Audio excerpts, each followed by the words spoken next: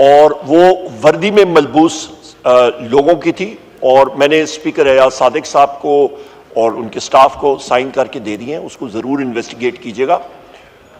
और उसके साथ साथ जनाब स्पीकर, यहां पे एक थरो इंक्वायरी होनी चाहिए आपके सार्जेंट एट आर्म्स की, कि सफ़ेद कपड़ों में, सिविलियन कपड़ों में यहां पे इंटेलिजेंस एजेंसी के लोग मौजूद थे। वो मुख्तलिफ गेट से आए हैं, गाड़ियां वीगो डाले में आई हैं। आपकी ये सीसीटीवी कैमरा फुटेजेस वो काइंडली इन 2 दिनों के 26वीं तरमीम जिस दिन पास हुई है उस दिन और उससे एक दिन पहले यहां पे उन दिनों की आप काइंडली इंस्ट्रक्शंस दे दें।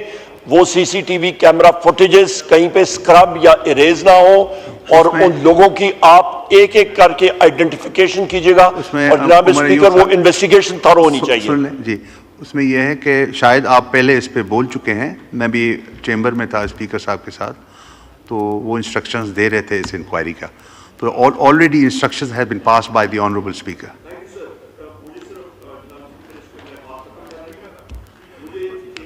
जी, उमर अयूब साहब का बहुत जनाब स्पीकर, ये आप you owe it to this chair and the house. आप बहुत सीनियर रुकन है इस हाउस के, और आपकी हम लोग इज्जत भी करते हैं स्पीकर साहब की भी, और लिहाजा ये एक इटर्निटी के लिए काम होगा, इस डेमोक्रेसी के लिए होगा कि वंस एंड फॉर ऑल ये आइडेंटिफिकेशन हो जाए कि अननोन लोग।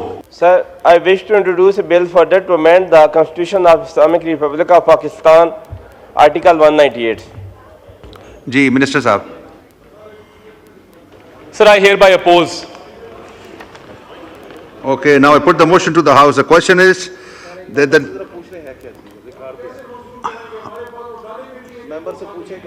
चलें, आप कुछ बोलना चाहेंगे इस पे अब्बास साहब? सर ये अगर ये पढ़ लेते आर्टिकल और मुझे मौका दें कि है क्या, तो फिर ये आप बताएं ये किसके बारे में है? आप सर, ये आर्टिकल ये है कि there are high court benches at certain places और कहीं पर नहीं है।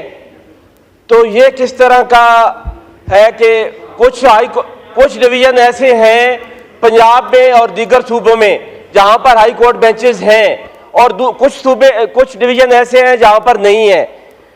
तो ये डिस्क्रिमिनेशन है। पूरे कॉन्स्टिट्यूशन को आप देख लें, कहीं पे भी स्पेसिफिक नहीं है कि डिवीजन या डिस्ट्रिक्ट का, सिर्फ ये आर्टिकल 198 है जहां पे स्पेसिफिकली कुछ डिवीजन में तो बेंचेस बना दिए गए हैं और कुछ डिवीजन जो है उससे महरूम रखे गए हैं। क्या वहां के शहरी पाकिस्तान के शहरी नहीं है, वो टैक्स नहीं पे करते?